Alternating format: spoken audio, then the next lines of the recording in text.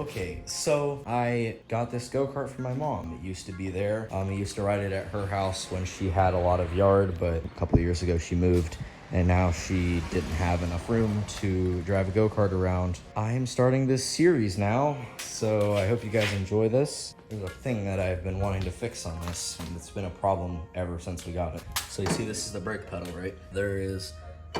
That's engaged right there. There's like that much, actually it's engaged right here, and then it's actually pumping. There's like not a lot of travel in the rod right here at all. This is what it's supposed to be like. This is the throttle, no movement. This, it's looser than crap.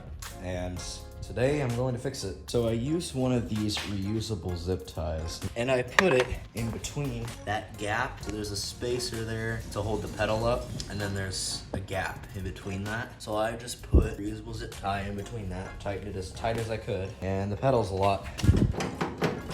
it's moving with the rod a lot nicer. I'm gonna go try it. All right, so what I'm gonna do, on the tachometer, it has its own battery, so it's not gonna drain mine. Start it up. The brake's working a lot better. It's time to test it out.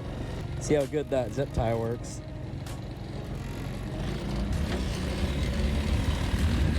It's still not tight. Yeah, I'm on the brake right now. Maybe because I was hitting the gas. Yeah, it's working.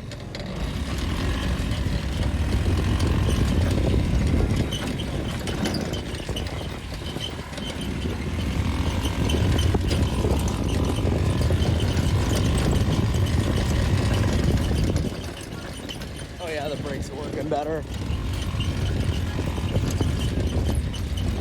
So it started to rain for about like a week straight, and it was difficult to ride my go-kart because of how awfully wet the yard was, and I didn't want to tear up the yard because it's my dad's yard, obviously. So I let my go-kart sit for about 2 weeks, and when I came back to it, it would not start at all. So I came to the conclusion that the intake manifold was rotting out, and it was, but I later found out that it was the carburetor's jets were plugged yet again. So it wasn't that hard of an explanation to why the jets were plugged again. There was dirt in the fuel lines and I didn't know about it, and it plugged up the carburetor jets again, making it so the engine wouldn't run that good. So once I cleaned out the carburetor jets with some speaker wire, they cleaned right up and the engine was running like it was brand new again. I also, when I cleaned out the carburetor, I got some new fuel lines, clear fuel line, so I could see if there's any dirt going into the engine or whatever, and the filter is working, so that's a good thing. And yeah, that's gonna be it for today's video. I hope you guys enjoyed. If you want to see more of these go-kart videos, make sure to like and subscribe, and I'll upload more of these. So see you in the next video.